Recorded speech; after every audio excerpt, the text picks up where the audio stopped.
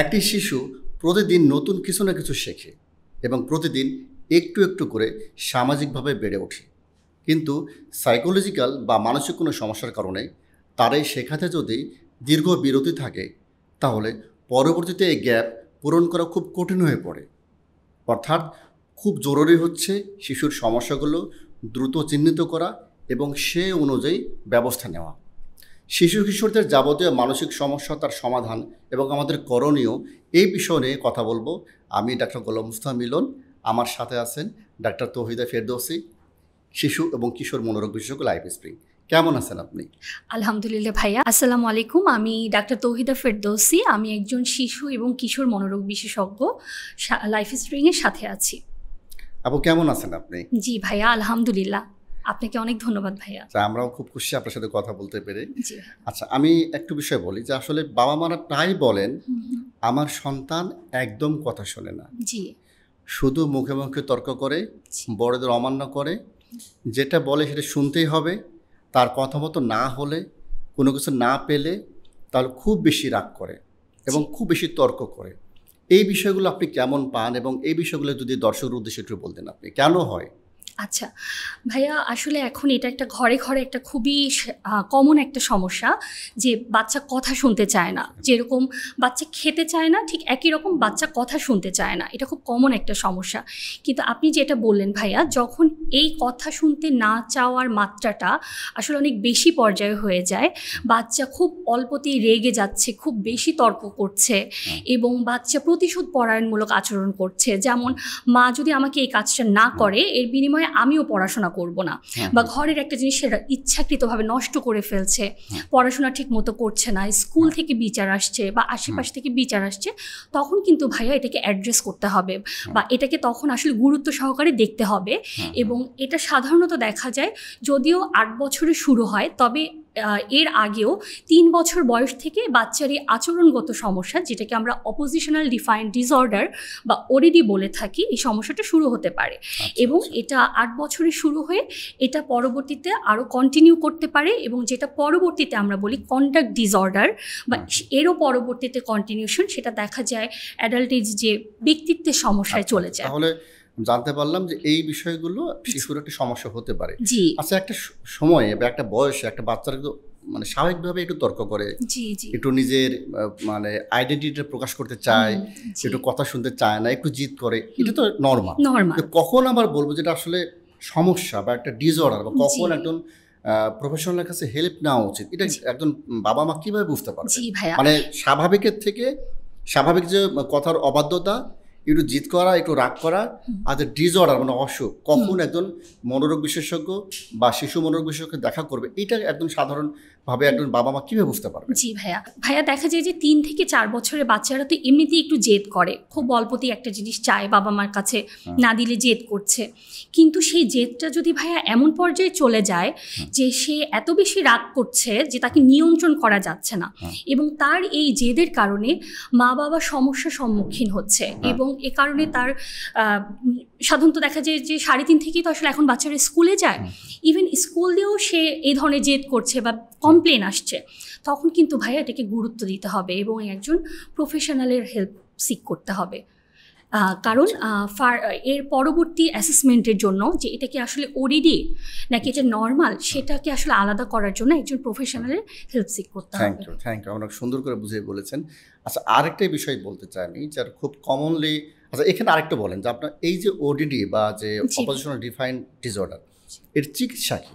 আচ্ছা, ওষুধের প্রয়োজন কি খুব বেশি হয় না কোন ধরনের চিকিৎসাটা আমরা দিয়ে থাকি? আসলে ওষুধের ভূমিকাটা এখানে আসলে কম, তবে যদি সাধারণত দেখা যায় অপোজিশনাল ডিফাইন্ড ডিসঅর্ডার বা ওডিডির সাথে ভাইয়া অতি চঞ্চলতা রোগ, এডিএসডি, তারপর হচ্ছে তার এডিএসডি থাকতে পারে, তার অন্য আচরণগত সমস্যা থাকতে পারে, তখন কিন্তু ওষুধের ভূমিকা রয়েছে। বা অ্যাংজাইটি ডিসঅর্ডার, ডিপ্রেশন, যদি ওডিডির সাথে অতি চঞ্চলতা বা এডিএসডি থাকে, উদ্বেগজনিত রোগ থাকে, অ্যাংজাইটি ডিসঅর্ডার বা ডিপ্রেসিভ ডিসঅর্ডার থাকে, সেক্ষেত্রে ভাইয়া ওষুধের ভূমিকা রয়েছে। তারপর আপনি বললেন যদি ওডিডি বা এমনি অবাধ্যতা যে টাইপের যে অসুখ, তার জন্য ওষুধের খুব বেশি ভূমিকা নেই, আমরা ওষুধ দিয়ে থাকি। এর কারণে সেকেন্ডারি ডিপ্রেশন বা অ্যাংজাইটি বা অন্যান্য সাইকোলজিক্যাল ইস্যু খুব প্রমিনেন্ট হয়, তখন সাময়িক কিছু সময়ের জন্য অল্প ডোজে আমরা কিছু ওষুধ দিয়ে থাকি। কিন্তু ওডিডির চিকিৎসায় কাউন্সিলিং বা সাইকোথেরাপি, বিহেভিয়ার থেরাপি এবং বাবা মার যে ট্রেনিং, আমরা বলি প্যারেন্ট ম্যানেজমেন্ট ট্রেনিংটা খুবই খুবই ইম্পর্টেন্ট। কারণ এখানে একজন শিশুর জন্য শুধু একজন সাইকোলজিস্ট, একজন শুধু সাইকোলজিস্ট না, তার বাবা মাও সাইকোলজিস্ট, তার হচ্ছে স্কুলের শিক্ষক সাইকোলজিস্ট, তার প্রাইভেট টিচার সাইকোলজিস্ট, তার বাসায় যে মুরব্বী যারা থাকেন, দাদা দাদি, নানা, ওনারাও একটা সাইকোলজিস্টের ভূমিকা পালন করতে পারে। অতএব এইখানে সবার ট্রেনিংটা খুব বেশি গুরুত্বপূর্ণ। সবার জানতে হবে কিভাবে তার সাথে কথা বলবো, কিভাবে তার কতটুকু কথা শুনবো, কোন বিষয়টাকে শাসন করব, কতটুকু শাসন করব, কোন কথাটা শুনবো না, না করলে তার সাথে নাটা কিভাবে করব, এবং তার যে কাঙ্ক্ষিত আচরণ সেটা কিভাবে আমরা অর্জন করব, অনাকাঙ্ক্ষিত আচরণটা কিভাবে প্রতিরোধ করব, সেই সমস্ত বিষয়ে একটা পুরা যে ফ্যামিলি মেম্বার সবার একটা ভালো একটা ধারণা থাকতে হবে। তাহলে এটা আস্তে আস্তে ইমপ্রুভ করা সম্ভব। কিন্তু যদি এটা দেরি হয়ে যায়, একটা যখন মানুষের বাচ্চাদের একটা ব্যক্তিত্ব তখন শেপে চলে আসে নির্দিষ্ট বয়সের পরে, তখন কিন্তু অনেকটা এটা ফিক্সড হয়ে যায়। তার মানে হচ্ছে এইটার যত বেশি আর্লি ইন্টারভেনশন করা সম্ভব তত বেশি ভালো। যদি চিহ্নিত করতে অনেক দেরি হয়ে যায় তখন কিন্তু পরে খুব বেশি লাভ করা যায় না, বা লাভ হলেও সেটার পরিমাণ কম হয়। তারপরে এটা আর্লি ডায়াগনোসিস ইন্টারভেনশনটা খুবই বেশি জরুরি। আচ্ছা ডাক্তার তহিদ, আপনি বলেন কিছু ক্ষেত্রে দেখা যায় বাবা মা বলে আমার বাচ্চা খুবই চঞ্চল, এত বেশি চঞ্চল যে একটা মিনিট বসে না, চেয়ারে বসতে চায় না, বসলে উঠে ছোটাছুটি করে, লাফালাফি করে, মানে প্রতিটা মুহূর্ত, প্রতিটা সেকেন্ড মুহূর্তে তার ভিতরে একদম ফায়ার হয়ে থাকে। হ্যাঁ, খুবই ছোটাছুটি করে এবং একটা কথা ঠিকমতো শোনার আগেই সেটা উত্তর দেওয়া শুরু করে। কোনো একটা প্রশ্ন শেষ হওয়ার আগে প্রশ্ন উত্তর দেয় এবং মনোযোগ থাকে না, একদমই থাকে না, কোনো কিছুতে মনোযোগ থাকে না। তার বাসায়, স্কুল থেকে টিচারও কমপ্লেন করে যে আমার সন্তান একদম মনোযোগী না, কথাই শুনতে চায় না, আমরা যখন ক্লাস নিই এদিকে না থাকে, বাইরে তাকাই থাকে, এরে খোঁচায় ওরে খোঁচায়, কোনো মজুকে একদম মনোযোগ দিতে চায় না, কোনো একটা বিষয় বলে সেটাকে ফলো করতে পারে না। সে কোনো একটা বিষয় যদি বলি লাইন করে দাঁড়াও, একে একে কাজ করো, সবাই সিরিয়ালে আসো, সেটাও সে ফলো করতে পারে না। এই যে বিষয়গুলো, এগুলো কেন হয়, এটা ডায়াগনোসিসটা কি, বা কীভাবে একজন বাবা মা এই সমস্যাটা বুঝতে পারবে, এটা আমাকে দর্শকদের বুঝিয়ে বলতে না। এই যে সমস্যাগুলো বাচ্চারা তো স্বাভাবিকভাবে চঞ্চল, এবং টোডলাররা দেখা যায় বলেই যে এরা খুব টেরিবল হয়, মানে এদেরকে ম্যানেজ করা যায় না, খুবই চঞ্চল। কিন্তু যদি আপনি যে বর্ণনাগুলো দিলেন যে বাচ্চাকে একেবারে বসেই না, সে স্কুলে প্রায় জিনিসপত্র ভুলে ফেলে আসে, স্থির হয়ে একটা জায়গায় বসে খেলে না, বড়রা কথা বলা শুরু করলে কথার মধ্যে ইন্টারাপ্ট করে কথা বলে, ধৈর্য রাখতে পারে না যে একটু পরে এসে কথাটা বলবে, এগুলো যদি হয় অবশ্যই আমাদেরকে তখন কিন্তু অ্যাটেনশন দিতে হবে। কারণ এইটা হচ্ছে অতি চঞ্চলতা রোগ বা attention deficit hyper activity disorder যেটাকে বলে। এটা আমরা জানি এটা একটা নিউরো ডেভেলপমেন্টাল ডিসঅর্ডার, যেটার আসলে আইডেন্টিফিকেশন প্রয়োজন এবং এখানে অবশ্যই চিকিৎসাটা যত তাড়াতাড়ি সম্ভব শুরু করা উচিত, কারণ এটা চিকিৎসার মাধ্যমে একেবারেই কিন্তু নিয়ন্ত্রণে রাখা সম্ভব। এখানে একটা বিষয় আমি যোগ করি আপনার সাথে, খুব সুন্দর করে বলেছেন আপনি। ADHD মানে হচ্ছে অ্যাটেনশন ডেফিসিট হাইপার অ্যাক্টিভিটি, নাম শুনে বোঝা যাচ্ছে মনোযোগের অভাব, পাশাপাশি অনেক বেশি চঞ্চলতা, অ্যাক্টিভিটি অনেক বেশি। একে দুটোই থাকতে হবে ব্যাপারটা এমন নয়, যেগুলো অ্যাক্টিভ থাকলেও হয়। কিন্তু এখানে একটা জিনিস আমি খেয়াল করে দেখি, বাবা মা বা অনেক সময় বড়রাও, ADHD তো বড়দেরও হতে পারে, বড়রাও বা ছোট বাচ্চাদের ক্ষেত্রেও এটা ওভার ডায়াগনোসিস হয়। একটু চঞ্চল থাকলেই, একটু ছোটাছুটি করলেই, দুষ্টুমি বেশি করলেই বাবা মা মনে করেন বা সাধারণ মানুষ মনে করেন মনোযোগের অভাব, আমার পরে ADHD হয়ে গেছে। এতে কিন্তু অনেক কারণে মনোযোগীনও হতে পারে। হ্যাঁ, বিশেষ করে বড়দের ক্ষেত্রে দেখা যায় যে অ্যাংজাইটির কারণে কিন্তু অনেক সময় কনসেন্ট্রেশন কম হয়, হাইপার অ্যাক্টিভিটি হয়, বা পার্সোনালিটি প্যাটার্নও থাকে কারণ এরকম। ছোটদের ক্ষেত্রে এটা হয়। তো এটা আসলে তার মানে খুব সতর্কতার সাথে একজন বিশেষজ্ঞের কাছে গিয়ে এটা ডায়াগনোসিস করা উচিত। জানো, এটা প্রথমে যেন আমি ট্যাগ না দিয়ে দিই যারা আসলে ADHD আছে। তার মানে ডায়াগনোসিসটা খুবই ইম্পর্টেন্ট। কারণ ADHD একটা সুবিধা যেটা হচ্ছে সাইকোলজিক্যাল বাচ্চাদের যত সমস্যা হয়, যত ডিসঅর্ডার হয় সেগুলোর ক্ষেত্রে কিন্তু কাউন্সিলিং বা সাইকোলজিক্যাল যে ইন্টারভেনশন সেটা খুবই বেশি ইম্পর্টেন্ট। একমাত্র ADHD-তে বলা হয় যেখানে ঔষধ চমৎকার কাজ করে, একদম যদি সঠিক সময়ে যদি হয় তাহলে এটা রেজাল্টটা খুব ভালো। আচ্ছা, এই রেঞ্জে যদি একটু দেরি করে চিকিৎসা নেয়, কোনো বাবা মা ধরেন বাচ্চাকে নিয়ে আসলো আপনার কাছে, যে সময় আসার কথা তার থেকে হয়তো বা কয়েক বছর পরে আসলো, কি কি সমস্যা দেখা দিতে পারে? আচ্ছা, এডিএসডি যদি দেরিতে আসে তখন দেখা যায় যেটা হয়, এই এডিএসডির বাচ্চাগুলোর মধ্যে কিন্তু তার অন্য যে আচরণগত সমস্যাগুলো এগুলি বেশি থাকে, এবং দেখা যায় যাদের এডিএসডি থাকে তারা পরবর্তীতে কিশোর বয়সে বিভিন্ন মাদকাসক্তিতে জড়িয়ে যেতে পারে, এবং তাদের তো আমরা সামাজিকভাবে তার স্কুল পারফরমেন্স বা অন্য জায়গাগুলো তো অবশ্যই তার সমস্যা থাকে, তার আবার আমরা একটু আগে যেটা নিয়ে কথা বলছিলাম আচরণগত সমস্যা, সাথে কন্ডাক্ট বা এই সমস্যাগুলো, ব্যক্তিত্বের সমস্যা, এই সমস্যাগুলো কিন্তু ডেভেলপ করতে পারে। মানে এইটার সাথে আরো কিছু সমস্যা যোগ হতে পারে। আবার একটি বিষয়, যাদের মেধা খুব ভালো, এডিএসডি আছে কিন্তু চরম মেধাবী, আইকিউ খুব ভালো, তাদের প্রগনোসিসটা কিন্তু ভালো, বেশ ভালো। কিন্তু যদি দেখা যায় যে একটা দেরি করে আমি চিকিৎসা শুরু করি, যে সময় তার স্কুলে শেখার সময়, সেই সময়টা পরে চিকিৎসা শুরু করলাম, অনেক কিছু শিখতে পারে না, সে পিছিয়ে পড়ে অন্যদের থেকে। তখন কি হয়, সেকেন্ডারি ডিপ্রেশন বা নিজের আত্মমর্যাদা কমে যায়, সেলফ এস্টিম লো হয়ে যায়, সে মনে করে আমি পারি না, আমার দ্বারা হবে না। মেধা অনেক ভালো, তার মানে এখানেও কিন্তু আর্লি ইন্টারভেনশনটা খুবই ইম্পর্টেন্ট, কারণ পরবর্তীতে পিছিয়ে পড়লে থেকে মেকআপ করা কঠিন হয়, এবং তার যে সেলফ এস্টিম লো হয়ে যায়, তার ডিপ্রেশন হতে পারে পরবর্তীতে, সেটা কিন্তু আরো বেশি বেগ পেতে হয় চিকিৎসার ক্ষেত্রে। এবং ভাইয়া এখানে আরেকটা জিনিস একটু বলতে চাই, যে এই যে ওষুধের যে কথাটা, এটা নিয়ে আমাদের বাবা মাদের মধ্যে কিন্তু একটা ভয় কাজ করে, যে মনোরোগ বিশেষজ্ঞ ওষুধ দিবে, এই ওষুধ খেলে, বড়দের ক্ষেত্রেই তো তাদের একটা ভয় কাজ করে, বাচ্চাদের ক্ষেত্রে কিন্তু ভয়টা আরো বেশি কাজ করে, যে এই ওষুধ বোধহয় আর বন্ধ করা যাবে না। কিন্তু আপনি যেহেতু বললেন যে এডিএসডিতে আসলে চমৎকার কাজ করে, এই জন্যই আমি যোগ করতে চাই এই জিনিসটা, যে এডিএসডির ওষুধ কিন্তু ভাই একটা নির্দিষ্ট সময় পর আমরা বন্ধও করে দিতে পারি, এবং এই ওষুধগুলো আমরা এমনভাবেই ডোজিংটা করে থাকি যেন বাচ্চার এই ওষুধের জন্য যে পার্শ্ব প্রতিক্রিয়াগুলো আছে সাধারণত আমরা ওইটা যেন মিনিমাইজ হয়, এভাবে করেই আমরা ডোজিংটা করে থাকি। এবং 6 বছর থেকে কিন্তু ভাইয়া বাচ্চাদেরকে ওষুধ দেওয়া যায়, এবং এটা একটা সময় পরে, নির্দিষ্ট সময় পর বাচ্চা ভালো যখন ফাংশনিং থাকে আমরা কিন্তু বন্ধও করে দিই, এবং বেশ ভালো, এটা আমরা দেখছি যে ভাইয়া খুবই ভালো আউটকাম। আচ্ছা, তার মানে ব্যবস্থাপত্র তো লেখা চলবে, লেখা থেকে ভয় পাওয়ার কোনো কারণ নাই, লাইফ লং ওষুধ খেতে হবে এমন না, এটা ফলোআপে থাকতে হবে, অবস্থা বুঝে ডোজ বাড়ানো কমানো, তারপর আস্তে আস্তে ওষুধটি আবার স্টপ করে দেওয়া হবে, সেই উদ্দেশ্যে আমরা দিয়ে থাকি। জি ভাইয়া, ওই যে মনোযোগ বাড়ানোর যে ওষুধ, সেটা যেমন ভাইয়া আমরা ড্রাগ হলিডে একটা কথা ব্যবহার করে থাকি, যে যখন বাচ্চা স্কুলে যাচ্ছে তখন আমরা ওষুধটা দিচ্ছি, কিন্তু যখন স্কুলটা বন্ধ থাকছে তখন কিন্তু আমরা স্কুলে যখন যাচ্ছে না, বন্ধ থাকছে, তখন আমরা ওষুধ বন্ধ রাখি, এবং দেখা যায় বাচ্চা ওষুধটা বন্ধ করার 1 বছর পর্যন্ত পরে আমরা বন্ধ করে দিতে পারি। Thank you. আচ্ছা, আরেকটি বিষয় বলেন, ওসিডি, অবসেসিভ কম্পালসিভ ডিসঅর্ডার, আমরা শুনেই ধারণা করে নিই সূচিবাই বা চিন্তাবাতিক অসুখটি, এটা মানে শুধু বড়দের, কিন্তু আমরা জানলে অবাক হব, বা সবাই এটা বিষয়টি জানলে অবাক হবেন, যে আসলে এই ওসিডি অসুখটা 2 থেকে 3 বছর বাচ্চারা কিন্তু হতে পারে, কিন্তু তাদের ধরনটা আলাদা, তাদের যে ওসিডির সিমটমগুলো আলাদা। এই যে বড়দের যেটা হয় যে একই কাজ বারবার করা, একটা কাজ স্লো হয়ে যাওয়া, বারবার একই চিন্তা, হয়তো ফালতু চিন্তা বারবার আসা, অনেক বেশি হাত ধোয়ার বিষয়গুলো হয়, যেটা আমরা জানি বড়দের ক্ষেত্রে সূচিবাহী বা চিন্তাবাদী অসুখটা হয়। ছোটদের ক্ষেত্রে বড়দের তুলনায় যে লক্ষণের মানে পার্থক্যটা কি, বা কি ধরনের মেনলি সিমটম নিয়ে ছোটরা আসে যদি বলতেন? আচ্ছা, ছোটদের ক্ষেত্রে ওসিডি লক্ষণটা সাধারণত বড়দের চেয়ে একটু আলাদা হয়ে থাকে।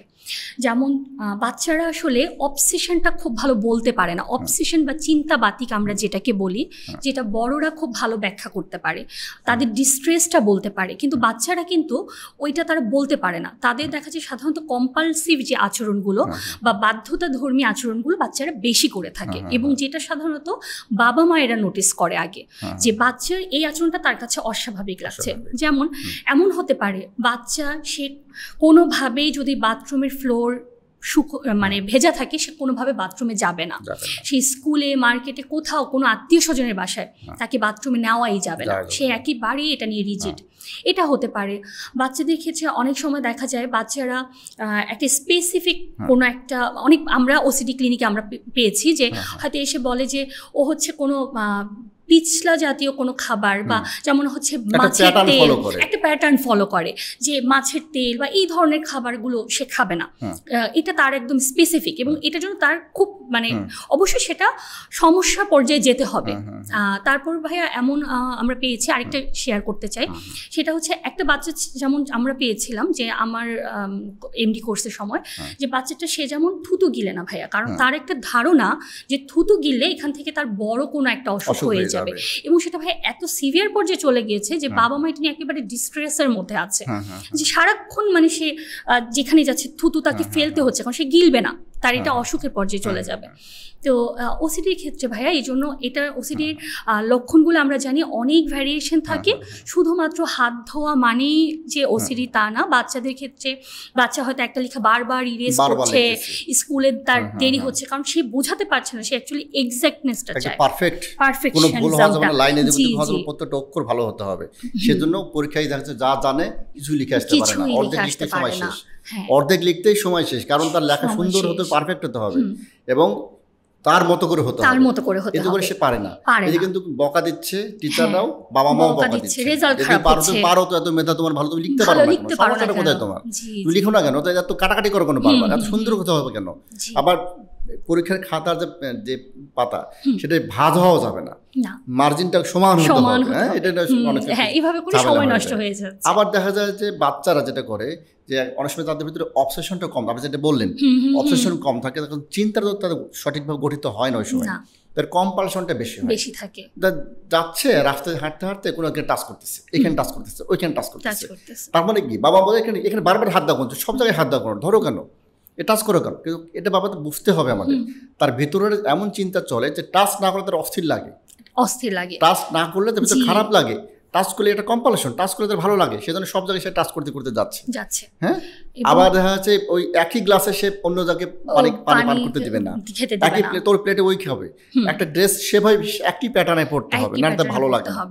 ওসিডি আসলে খুব কমপ্লিকেটেড একটা অসুখ, খুব কষ্টের একটা অসুখ। জি ভাই, আরেকটা জিনিস একটু যোগ করতে চাই, যেটা কিশোরদের ক্ষেত্রে হয় বেশি, যে অবসেশনটা ছোট বাচ্চাদেরও হয়, তবে 10 বছরের পরে বেশি হয় এটা আর কি, সাধারণত যে ধর্ম রিলেটেড অবসেশন আমরা যেটাকে বলি, যে বাচ্চা হঠাৎ করে বাচ্চা খুব ভয় পায়, কান্নাকাটি করে, বারবার তওবা করছে, কারণ ওর মনে হয় ও আল্লাহ নবীকে গালি দিয়ে ফেলছে, ওর মনে হয় ও বিশ্বাস করতে পারছে না যে আল্লাহ আছে, হয়তো বা সে কিছুদিন হলো একটা ধর্ম সম্পর্কে আইডিয়া পেয়েছে, সৃষ্টিকর্তা সম্পর্কে তাকে আইডিয়া দেওয়া হয়েছে, কয়েক বছর হলো, এই সময় সে তার কাছে সে নিষ্পাপ শিশু, তার ভিতরে কোনো মনে কোনো পাপ নাই, সে জানে, তাকে বলা হয়েছে এটা পাপ, এটা পাপ নয়, এটা সওয়াবের কাজ, এখানে করে জাহান্নামে যেতে পারো, কিন্তু তার ব্যাপারে আল্লাহর ব্যাপারে বিশ্বাস রাখতে হবে, ঈমান নিয়ে আসতে হবে, যে বেসিক কিছু ধারণা শেখানো হয়েছে। তারপরে যদি এটা ডেভেলপ করে যে আল্লাহ নবীর ব্যাপারে বাজে চিন্তা আসতেছে, বা যে ধর্মই হোক সেই ধর্মের সৃষ্টিকর্তার ব্যাপারে বাজে চিন্তা আসতেছে, তার কাছে বিশাল ডিস্ট্রেসফুল, এবং অনেক সে নিজেকে গিল্টি ফিলিং হয়, নিজেকে ছোট মনে হয়, মনে করে আমি একদম তার মানে জাহান্নামী হয়ে যাচ্ছি, আমি খুব খারাপ মানুষ হয়ে যাচ্ছি। খুব বাচ্চারা খুব ভয় পায় আসলে। তো এই জন্য ভাইয়া আসলে ওসিডির জন্য অবশ্যই একজন, এবং এটা বোঝাতে পারে না, তার ভিতরে কষ্টটা কিন্তু বোঝাতে পারে না। তারপর ওসিডি সমস্যার জন্য দ্রুত যদি আমরা চিহ্নিত করতে পারি, সেক্ষেত্রে খুব ভালো ফলাফল পাওয়া যায়। ওসিডি বাচ্চাদের ক্ষেত্রে কিন্তু যদি আর্লি ডায়াগনোসিস হয়, সেটা ট্রিটমেন্ট করলে ভালো রেজাল্ট পাওয়া যায়। আচ্ছা, আরেকটা বিষয় আমাকে বলেন, আমাদের ধারণা যে ডিপ্রেশন, বিষণ্ণতা রোগ বা ডিপ্রেশন বা ডিপ্রেসিভ ডিসঅর্ডার শুধু বড়দের হয়, কিন্তু আমাদের ধারণা, বাবা মা অনেক সময় বলে যে আমার সন্তান বা আমার শিশু বেশ চুপচাপ হয়ে গেছে, ইদানিং বেশ চুপচাপ, ইদানিং বেশ কথা বলতে চায় না, চুপচাপ থাকে ঘরের মধ্যে, কারোর সাথে মিশতে চায় না, কেমন যেন মন খারাপ থাকে, আগে খুব উচ্ছল চঞ্চল ছিল, একদম অপোজিট হয়ে গেছে, হ্যাঁ, কেমন যেন মনের মধ্যে কোনো শান্তি নেই, এরকম একটা ভাব, দেখলে তার মন মরা একটা ভাব।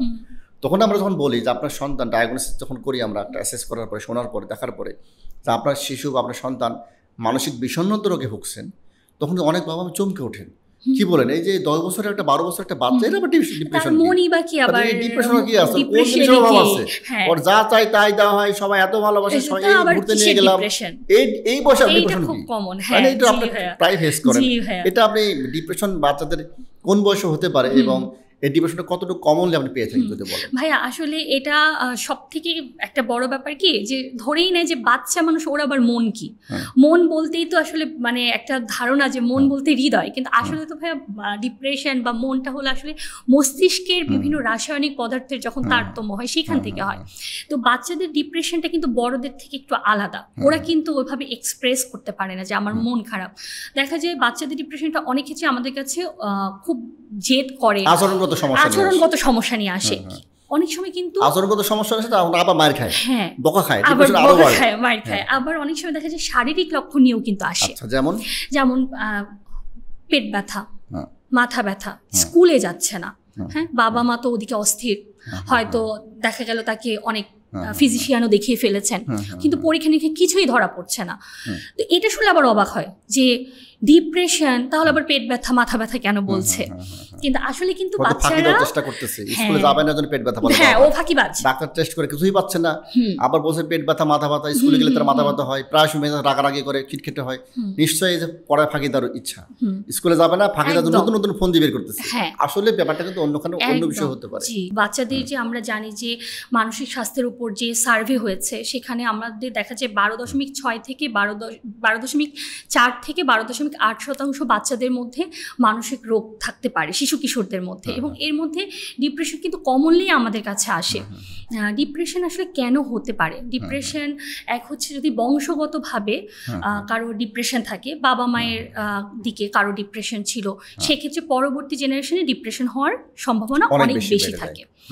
এছাড়াও পারিবারিক যদি কোনো তার যে পরিবেশটা, এনভায়রনমেন্টটা, যদি আমরা যেটা ফ্যামিলিয়াল ডিসকর্ড বলি, পারিবারিক যদি কোনো সমস্যা থাকে, সেক্ষেত্রে ডিপ্রেশন, বাবা মার মধ্যে দ্বন্দ্ব, সেক্ষেত্রে ডিপ্রেশন হতে পারে।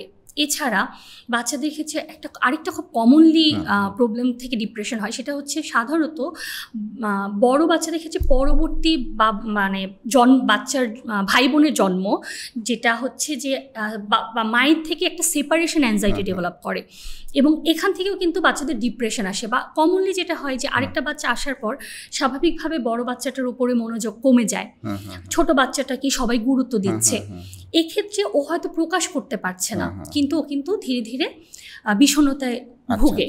এবং অন্য রোগের সাথেও, যেটা আমরা একটু আগে আলোচনা করলাম যে ওসিডি আছে, হয়তো প্রাইমারি একটা ডিসঅর্ডার, সেখান থেকে বিষণ্ণতা হতে পারে। আরেকটা বিষয় হতে পারে, মানে শিশু যদি আমি বলি, তাহলে তো 18 বছর আগ পর্যন্ত সবাই শিশু কিশোর, সেক্ষেত্রে দেখা যায় যে শারীরিক মানসিক নির্যাতন, ফ্যামিলি মেম্বারদের তার প্রতি কটু কথা বা তাকে খুব ছোট করে কথা বলা, তাকে হীনমন্যতা তৈরি করার যে বিষয়গুলো, এই বিষয়গুলো হতে পারে। শারীরিক নির্যাতন, বাবা মা বা আশেপাশে মানুষ যদি শারীরিকভাবে মানসিকভাবে যদি নির্যাতনের শিকার হয়, সেখান থেকে ডিপ্রেশন হতে পারে।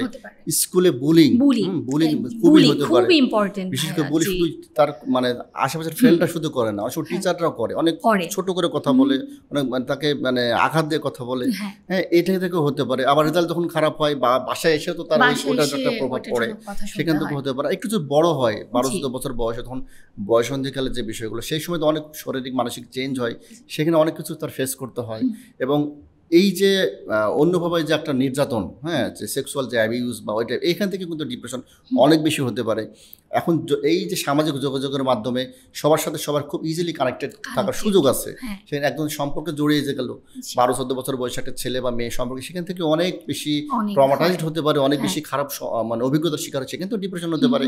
তার মানে এই যে অ্যাডোলেসেন্ট বা যে টিনেজ বা যে অ্যাডোলেসেন্ট যে সময়টা, এইটা কিন্তু ডিপ্রেশনের মাত্রা কিন্তু অনেক বেশি এবং দিন দিন বেড়েই চলেছে। কেন মনে হয় যে বাড়ার কারণ কি?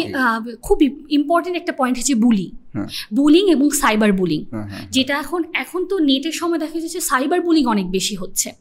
এবং স্কুলে কিন্তু বাচ্চারা যে বুলি করে, এক্ষেত্রে বাচ্চারাই বুঝতে পারে না যে সে বুলি করছে, এবং বুলি এতটা সিভিয়ার পর্যায়ে আমরা এরকম পেশেন্টও পেয়েছি যে স্কুলে একটা গ্রুপ তাকে এই পর্যায়ে হয়তো বাচ্চাকে বুলি করেছে যে তাকে বিষণ্ণতা এবং বিষণ্ণতার কনসিকুয়েন্স হিসাবে তার ওগুলো শারীরিক লক্ষণ হিসেবে প্রকাশ পেয়ে, যেটা কনভার্সন ডিসঅর্ডার বলে তার হাসপাতালে ভর্তি লেগেছে।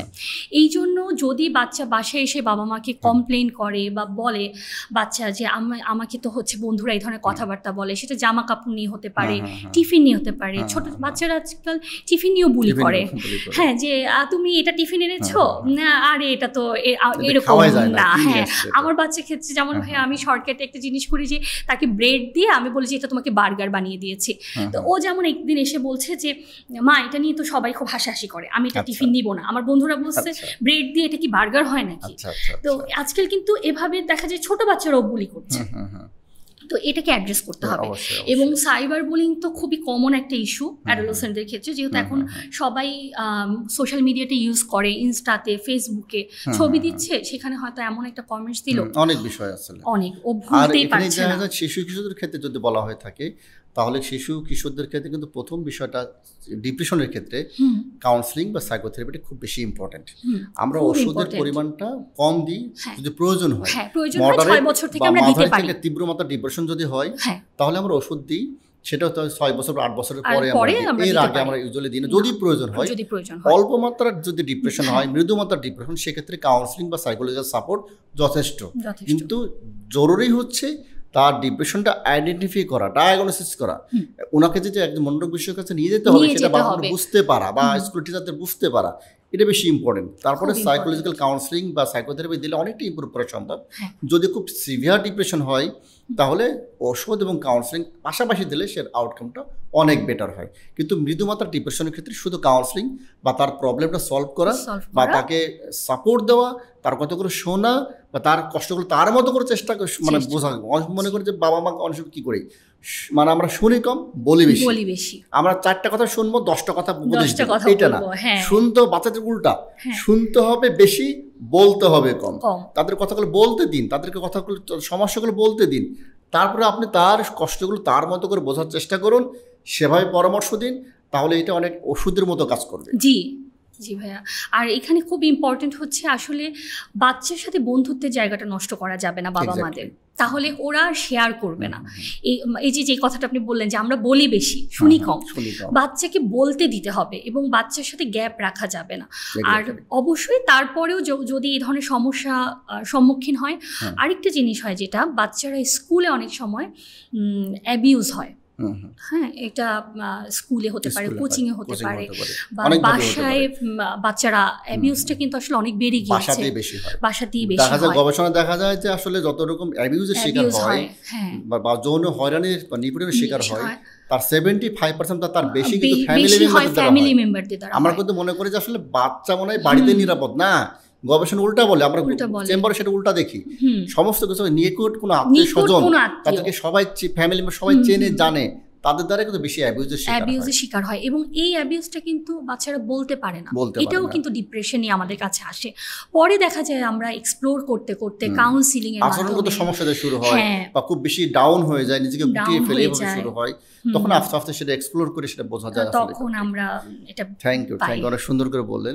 আচ্ছা, এরপরে যদি আমি বলি যে আসলে অটিজম, হ্যাঁ, বা যে অটিজম শব্দটার সাথে আমরা খুব পরিচিত।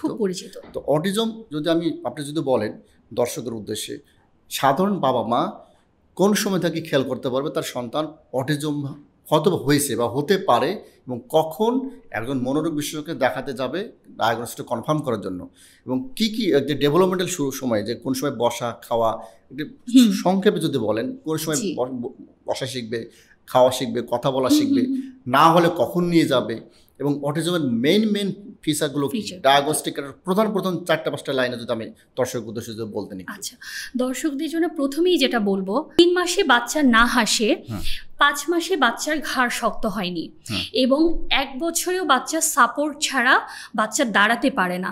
এছাড়াও আমরা বলে থাকি যে 1 বছরে বাচ্চা মিনিমাম একটা মিনিংফুল ওয়ার্ড বলবে। মিনিংফুল ওয়ার্ড বলতে আমরা বোঝাই যে বাচ্চা বাবাকেই বাবা ডাকবে, মাকেই মা ডাকবে, বা সে পানি খেতে চাচ্ছে সে বলবে মাম্মাম, মাম খেতে চাচ্ছে।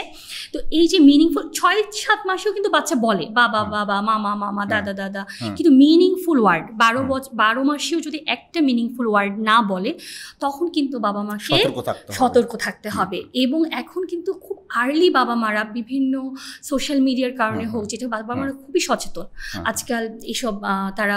তবে এটাও ঠিক, অনেক ক্ষেত্রে আমাদের ডিনায়াল কাজ করে, সেক্ষেত্রে ডিনায়াল না কাজ করে আমাদেরকে সঠিক পদ্ধতিতে আগাতে হবে। এবং মেইন হচ্ছে অটিজম একটা নিউরো ডেভেলপমেন্টাল ডিসঅর্ডার, যেটার মেইন সমস্যা হচ্ছে সোশ্যালাইজেশনে। মানে কি ব্যাপারটা এরকম যে বাচ্চা সাধারণত আমরা জানি 9 মাস বয়সে আপনি যদি একটা বাচ্চাকে টাটা দেন, সে টাটা দিবে, বাচ্চার একটা সোশ্যাল স্মাইল আসবে, আমি হাসলে বাচ্চা আমার এগেন্সে হাসবে।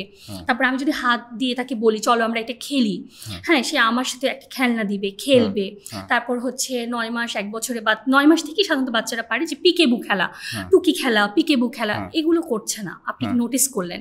বা আপনার বাচ্চার হাসিটা খুব লিমিটেড, বাচ্চা চোখের দিকে তাকায় না, বাচ্চা একটা জিনিস আপনাকে আঙ্গুল দিয়ে পয়েন্ট করে বলে না আমার ওইটা লাগবে, ওইটা দাও, বাচ্চা বলতে পারছে না কিন্তু বাচ্চা আপনাকে টেনে নিয়ে এভাবে করে আপনাকে পয়েন্ট করতে পারছে না। তো এছাড়াও আরেকটা খুব ইম্পর্টেন্ট যে একটু বাচ্চা যখন ক্রল করে দেখা যায় যে ও একটা প্লাগ বা কিছু ধরতে গেলে আমরা পিছন থেকে বাবা মারা চিৎকার করে এই ধরো না ধরো না ধরো না। বাচ্চার ব্রেনের বৃদ্ধি যদি সঠিক থাকে ও কি করবে, তখন এভাবে করে তাকাবে, ওই যে আমরা না করছি এটা বাচ্চা যখন ক্রল করা শিখো তখন থেকে এটা বুঝতে পারে।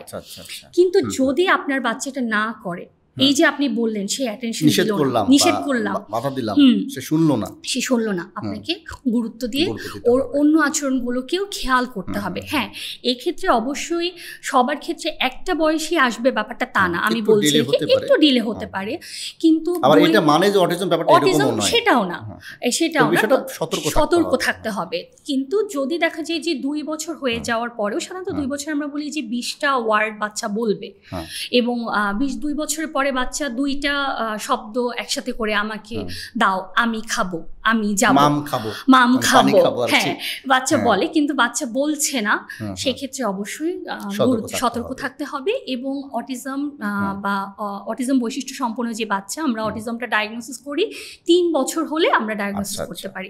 মেইন ফিচারগুলো কি অটিজমের মেইন ফিচারগুলো হলো বাচ্চা চোখের দিকে তাকিয়ে কথা বলে না, বাচ্চা সমবয়সী বাচ্চাদের সাথে খেলে না, একটা খেলনা আদান প্রদান করতে পারে না, অনেক ক্ষেত্রে বাচ্চা কথা বলা দেরি থাকতে পারে। মেইন হচ্ছে সোশ্যালাইজেশনে বাচ্চা সমস্যা থাকে। একটা বাচ্চা আপনি দেখবেন ভাইয়া, যখন বাচ্চাটা বসতে শিখে তখনই যদি আপনি ওকে বসিয়ে একটা আসর জমান, দেখবেন বাচ্চা কিন্তু এন্টারটেইন করে, ও কিন্তু মজা পায়। আমরা বলি না ক্ল্যাপ ক্ল্যাপ ক্ল্যাপ, হাততালি দিচ্ছি। 9 মাসে একটা বাচ্চা যখন ক্রল করে আমরা বিভিন্ন করি, তখনই কিন্তু এইটাই কিন্তু তার সোশ্যালাইজেশন। এটা দিয়ে কিন্তু বোঝা যাচ্ছে যে সে আশেপাশে মানুষের মিশতে পারছে, সামাজিক বড় হচ্ছে। হ্যাঁ, কিন্তু অটিজমে যেটা হয় বাচ্চা একই মনে, নিজের মনে খেলে, গাড়িগুলোকে সিরিয়াল করে খেলে নিজের জগতে। হ্যাঁ, আরেকটা খুব ইম্পর্টেন্ট ইমাজিনারি প্লে বলি আমরা। ইমাজিনারি প্লেটা ভাই কিরকম, যে একটা কল্পনা করে একটা জিনিস খেলা, বাচ্চা খেলতে পারে। যেমন ওর সামনে হয়তো একটা মোবাইল ফোন আছে, ও মোবাইল ফোনটাকে নিয়ে এরকম গাড়ি বানিয়ে খেলছে, একটা স্বাভাবিক বাচ্চা যদি হয় খেলতে পারে। কিন্তু আমার যদি অটিজম বৈশিষ্ট্য সম্পন্ন বাচ্চা হয়, আমার বাচ্চাটা, ও কিন্তু ইমাজিনারি প্লেটা পারে না। ওর খেলাগুলো সাধারণত আমরা রেস্ট্রিকটিভ রিপিটেটিভ বিহেভিয়ার বলি। সবকিছু রিপিটেটিভ বিহেভিয়ার হচ্ছে যেটা করে একটা কাজই সে বারবার করতে থাকে। এবং দেখা যায় যে ওদের কিছু সেন্সরিও কিছু সমস্যা থাকে। যেমন দেখা যায় ও একটা কাজ বারবার করতে কি এরকম যে হয়তো অনেক সময় হেড ব্যাঙ্গিং থাকতে পারে, হেডকে শুধু করছে বা ক্ল্যাপ দিচ্ছে, শুধু ক্ল্যাপ দিচ্ছে। তারপর বাচ্চাদের যে এই ফ্ল্যাপিং মুভমেন্টটা বলি, এইভাবেই করছে রিপিটেটিভ। হ্যাঁ, তো সেক্ষেত্রে অবশ্যই কিন্তু বাচ্চার এই আচরণগুলোকে গুরুত্ব দিতে হবে। অবশ্যই দুটো খুব ইম্পর্টেন্ট কথা বলে যে আমরা চেম্বারে প্রায় দেখে থাকি, বাবা মা মনে করেন আমার সন্তান কথা বলতেছে না, সব ঠিক আছে, তো সমস্ত কিছু ঠিক আছে, কিন্তু কথা বলতে পারে না। হয়তো টিভি বেশি দেখে, মোবাইল বেশি দেখে, আমার বাসায় কেউ থাকি না, এই জন্য তার মনে কথাটা বলতে পারে না। যখন আমরা বলি তার অন্য অন্য ফিচারগুলো দেখার পরে তার অটিজম আছে, অনেকেই ডিনায়ালে চলে যায়, মানতেই চায় না। কি বলেন, তো সব ঠিক আছে, শুধু কথা বলতে পারে না, 4 বছর হয়ে গেছে কথা বলতে পারে না, এ তো এই কারণে হয় না। কিন্তু ব্যাপারটা এরকম নয়। হ্যাঁ, তার ডিভাইস যদি খুব স্ক্রিন অ্যাডিকশন বেশি থাকে, খুব বেশি পরিমাণ মোবাইলে আসক্ত থাকে, সামাজিকভাবে অনেকটাই সেই কম মানে শিখতে পারে এবং কথাটা একটু ডিলে হতে পারে, তার মানে যে অটিজমের যে অন্যান্য ফিচারগুলো কিছু থাকবে, অন্য ফিচারগুলো থাকবে, পাশাপাশি কথাটা সবসময় ডিভাইসের দিকে যারা আমরা, অবশ্যই ডিভাইস খুবই খারাপ বাচ্চার জন্য, এটা অবশ্যই আমরা মানে এটা ডিসকারেজ করবো, এটা চেষ্টা করবো বাদ দেওয়ার, কিন্তু জন্য কথা 4 বছর হয়ে যাচ্ছে কথা বলতে পারে না, এটা যদি আমরা মনে না করি ডিভাইস দেখছে যেন কথা বলতে পারে না, এই বিষয়ে অবশ্যই সতর্ক দেখতে হবে। আরেকটা বিষয় দেখা যায় যে বাবা মা মনে করেন আমাদের বিশেষ কারণে বা সামাজিকভাবে আমাদের একটা প্রচলিত আছে অটিজম একটা পাপের ফল। হ্যাঁ, বিশেষ কারণে অটিজম হয়, বাবা মার বিশেষ দোষের কারণে অটিজম হয়, অমুকের কারণে অটিজম হয়, এই করার জন্য অটিজম হয়, এই ব্যাপারে আপনি কেমন ফেস করেন? খুবই দুঃখজনক, এটা একেবারেই সত্যি যে আমাদের দেশে এটা একটা প্রচলিত একটা ধারণা যে অনেকেই ভাবে যে আরে ঢাকা শহরে যেটা হয় যখন ওয়ার্কিং প্যারেন্টসদের ক্ষেত্রে হয় তখন বাবা মারা দোষী করে যে মাটা তো বাইরে কাজ করে, সারাদিন মোবাইল দিয়ে রেখেছে, তোমার কারণেই তো হয়েছে, তুমি তো বাচ্চাকে সময় দাও না, এই জন্যই তো বাচ্চাটার এই অবস্থা। আর একটু যদি আমরা রিমোট এরিয়াতে পাই তখন সেক্ষেত্রে যে পাপ, যেটা যে পাপের শাস্তি, আরে ওর তো এটা একটা পাপের শাস্তি, অনেক পাপ করছে এই জন্য এরকম একটা বাচ্চা হয়েছে, কিন্তু এটা একেবারেই বৈজ্ঞানিক কোনো ব্যাখ্যায় নেই, এটা একেবারেই একটা ভ্রান্ত ধারণা এবং আমাদেরকে এখান থেকে বের হয়ে এসে আমাদেরকে এটাকে মানতে হবে যে এটা শিশুর একটা মস্তিষ্কের বিকাশজনিত সমস্যা এবং এর বিজ্ঞান ভিত্তিক কিছু চিকিৎসা পদ্ধতি রয়েছে। হ্যাঁ, অটিজম চিকিৎসা পদ্ধতির মাধ্যমে বাচ্চা একেবারে যে সুস্থ হয়ে যাবে ব্যাপারটা এরকম না, তবে আর্লি ইন্টারভেনশন যদি আর্লি আমরা অ্যাড্রেস করতে পারি 10 থেকে 20% বাচ্চা স্বাভাবিক স্কুলে যেতে পারে এবং 10 থেকে 20% বাচ্চার স্পেশাল স্কুল লাগে। এবং অটিজম মানে আরেকটা ভাইয়া খুব প্রচলিত ধারণা আছে বুদ্ধি প্রতিবন্ধী, কিন্তু না, অটিজমের আমরা যেটাকে বলে হাই ফাংশনিং অটিজম, আইকিউ সাধারণ মানুষের থেকেও বেশি থাকতে পারে, ওদের কিন্তু স্পেশাল একটা ব্যাপারে ওরা অনেক দক্ষ হয়। এই জন্য কিন্তু খুবই জরুরি যত আর্লি ইন্টারভেনশন হবে তার স্ট্রেংথ নিয়ে কাজ করা যাবে, তাকে প্রপার থেরাপিগুলো দেওয়া যাবে, তার সাথে অন্য কোনো ডিসঅর্ডার থাকলে সেটাকে ট্রিটমেন্ট করা যাবে, তাহলে কিন্তু আপনি একটা ভালো আউটকাম পাবেন। জি, খুব ভালো বলেছেন, থ্যাংক ইউ। আচ্ছা, আরেকটা বিষয় বলেন যে বুদ্ধি ঘাটতিজনিত সমস্যা বা আইডি বা ইন্টেলেকচুয়াল ডিসেবিলিটি বা এমআর মেন্টাল রিটার্ডেশন, এর সাথে অটিজমের পার্থক্য আছে কি কোনো? জি ভাইয়া, আচ্ছা, যেটাকে আমরা মেন্টাল রিটার্ডেশন বলি বা আগে টার্মটা ইউজ করা হতো, এখন আমরা ইন্টেলেকচুয়াল ডিসেবিলিটি বলি। তো যাদের বুদ্ধির ঘাটতি থাকে বা বুদ্ধি প্রতিবন্ধী যদি বলা হয় সেক্ষেত্রে যেটা হয় যে এটাকে আসলে 3টা ভাগে ভাগ করা হয়, মৃদু, মাঝারি, তীব্র। যারা মৃদু তাদের ক্ষেত্রে সাধারণত দেখা যায় যে আর্লি খুব একটা অ্যাড্রেস হয় না, স্কুলে যাচ্ছে, পড়াশোনা করছে, কিন্তু ফলাফলটা ভালো হচ্ছে না, তখন বাবা মারা ওই জিনিসটা অ্যাড্রেস করেন এবং তখন তারা জিনিসটাকে গুরুত্ব দেন। এবং অনেক ক্ষেত্রে দেখা যায় হয়তো মাইল্ড আইডি ওভাবে আসলে অ্যাড্রেস হয়ও না, বুঝতেও পারে না। হ্যাঁ, তো ওদের একটু যেটা হয় যে পড়াশোনার পারফরমেন্সটা খারাপ হয়, আদার সে কাজকর্মগুলো করতে পারে। দেখা যায় যে যখন পড়াশোনার চাপটা কম থাকে সে মানিয়ে নিতে পারে, হ্যাঁ মানিয়ে নিতে পারে, উপরের ক্লাসে উঠতে থাকে, পড়াশোনার চাপ বাড়তে থাকে, তখন সেটা তার জন্য কঠিন হয়ে যায় এবং তখন বুঝতেও চায় না আমরা, তার আসলে সে পারতেছে না, তার ব্রেন ধরতেছে না, সে ব্রেনের যে ক্যাপাসিটি সে অনুযায়ী হচ্ছে না, তখন কিন্তু তার ভিতরে খুব বেশি মানে হতাশা কাজ করে এবং আমরাও সে বিষয়টা যে অ্যাড্রেস করতে পারি না। ওই যে আমরা ডিপ্রেশন নিয়ে কথা বলছিলাম, মাইল্ড আইডিদের সাথেও কিন্তু ডিপ্রেশনের একটা কারণে সম্পর্ক আছে। এবং অটিজমে যেটা হয় যে অটিজমে তো বাচ্চার আই কন্ট্যাক্ট থাকে না, আমরা যে অন্য লক্ষণগুলো বললাম যে বাচ্চার চোখের দিকে তাকে কথা না বলা, বাচ্চা আঙ্গুল দিয়ে না দেখানো, তারপর হচ্ছে একই কাজ বারবার করা, একটা অস্বাভাবিক কোনো একটা আচরণ করা, এটা আবার সাধারণত আইডির ক্ষেত্রে থাকে না। তবে যদি আইডির সাথে অটিজম থাকে সেক্ষেত্রে থাকতে পারে। তো আর যদি সাধারণত আমাদের কাছে আসে মাঝারি বা তীব্র আকারের যে আইডির যে কেসগুলো, এগুলো আমাদের কাছে বেশি আসে।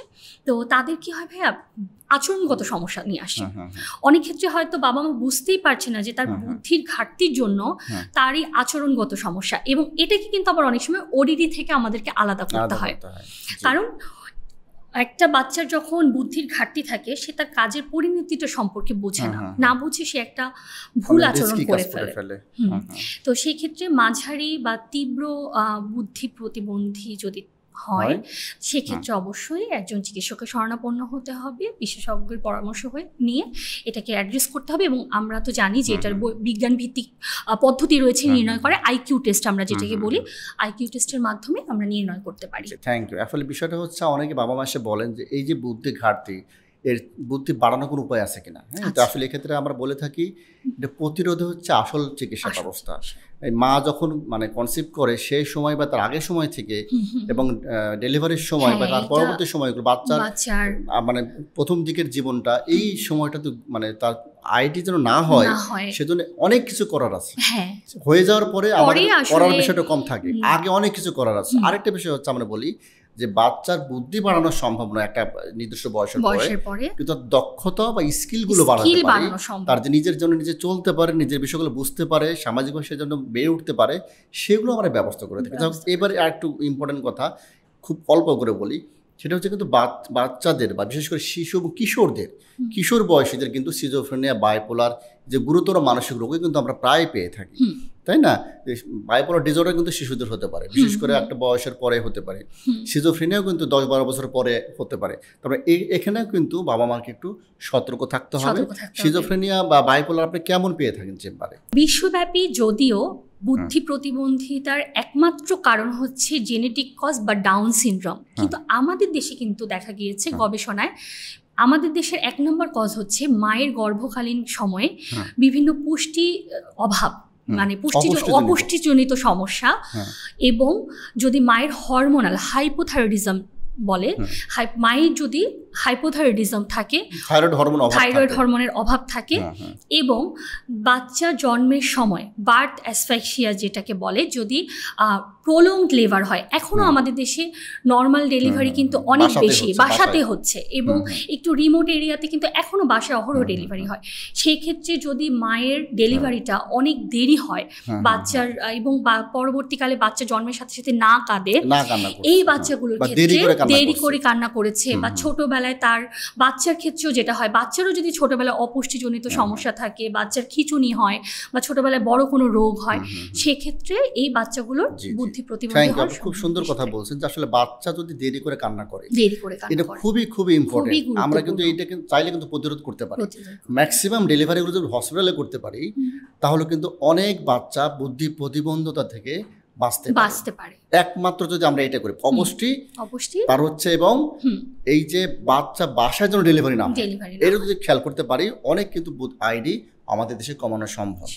আরেকটা 2টা বিষয়ে কথা বলতে চাই, সেটা হচ্ছে সিজোফ্রেনিয়া, বাইপোলার ডিসঅর্ডার, আমার গুরুতর মানসিক রোগ। এটা কিন্তু শিশুদের না, একটু বড়দের হয়, হ্যাঁ, কিশোরদের হয়, বা একটু 10 বছর 8 বছর পরে যে বিষয়গুলো হয়, এটাও কিন্তু আমরা পেয়ে থাকি। যেটা আমরা বলি যে বাচ্চাদের ক্ষেত্রেও, শিশুদের ক্ষেত্রেও কিন্তু এরকম বিষয়গুলো হতে পারে, বাবা মাকে অবশ্যই খেয়াল রাখতে হবে। আর 2টা বিষয় খুবই ইম্পর্টেন্ট, সেটা হচ্ছে কিশোরদের ইদানিংকালে, সেটা হচ্ছে যে কিশোরদের পরে এই বয়সে বিষয় অ্যাডিকশন। হ্যাঁ, অ্যাডিকশন কিন্তু এখন ভয়াবহ। অ্যাডিকশন অনেকভাবে হতে পারে। একটা হতে পারে ক্যানাবিস, যে বিভিন্ন স্কুলগুলোতে বলে পট করে, এখন কি মানে ক্যানাবিসও বলে না তারা, বা বলে বা গাঁজাও বলে না, তারা পট শব্দটা ইউজ করে, পট করে। এই বিষয়গুলো খুবই ভয়াবহ আকার ধারণ করছে, এবং এতে করে তার মানে মানসিক, শারীরিক বা একাডেমিক সব কাজ চরমভাবে তার ব্যাঘাত ঘটছে। আরেকটা বিষয় হচ্ছে ইন্টারনেট অ্যাডিকশন। এই যে স্ক্রিন অ্যাডিকশন, সারাদিন মোবাইলে, হ্যাঁ, 4-5 বাচ্চা একসাথে বসে আছে, কারোর দিকে কারোর কথা নাই, সবার চোখ নিচের দিকে, আড্ডা দিচ্ছে, কথা বলতে হচ্ছে, কিন্তু চোখে সব স্ক্রিনে।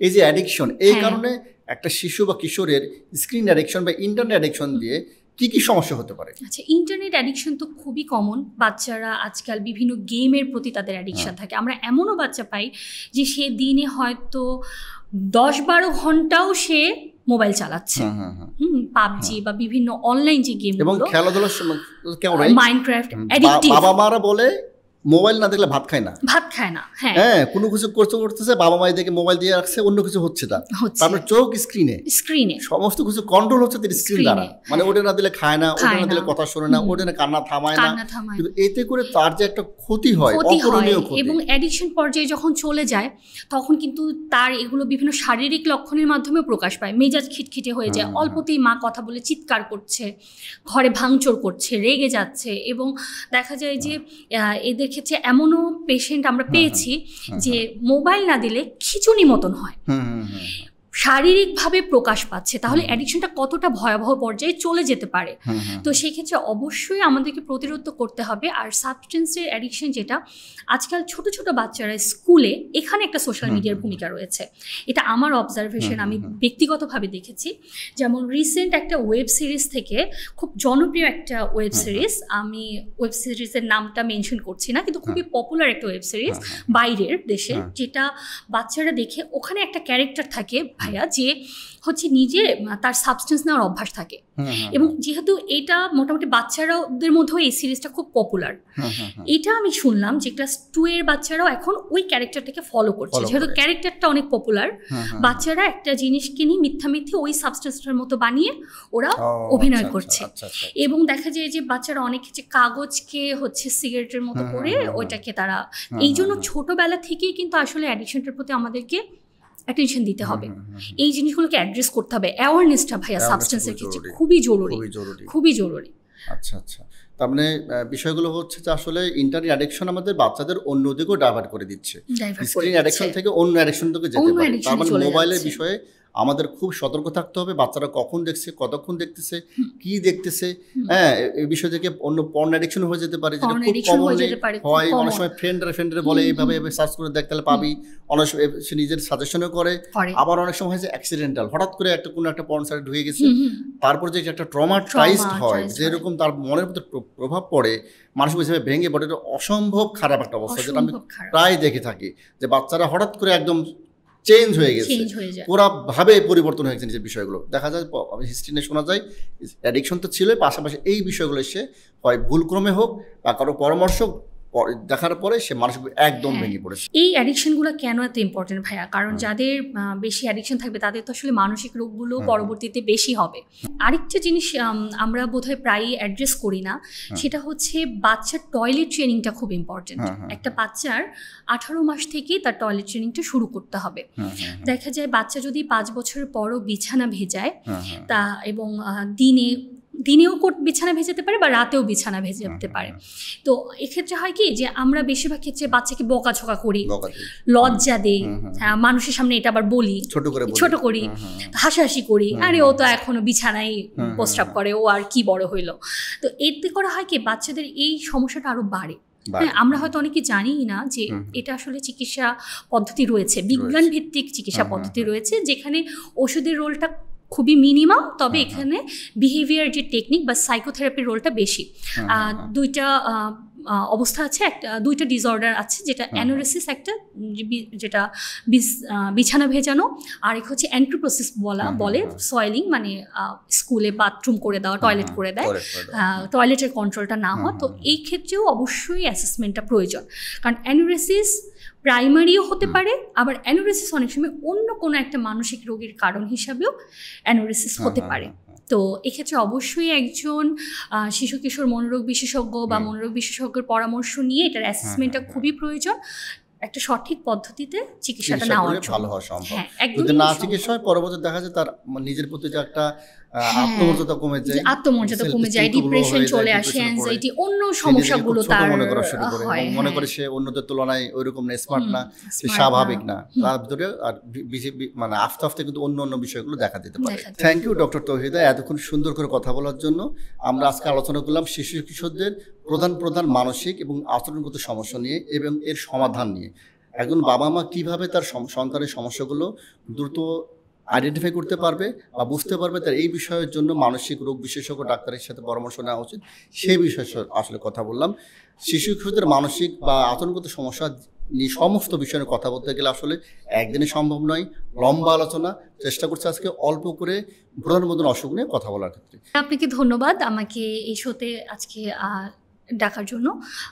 খুব ভালো লাগলো কথা বলে। আসলে শিশু কিশোরদের মানসিক রোগ এত বিস্তারিত, এটা একদিনে আলোচনা করা সম্ভব না, তবে আমরা চেষ্টা করেছি মেন যে বিষয়গুলো সেগুলো নিয়ে কথা বলার জন্য। আপনাকে অসংখ্য ধন্যবাদ। আসসালামু আলাইকুম।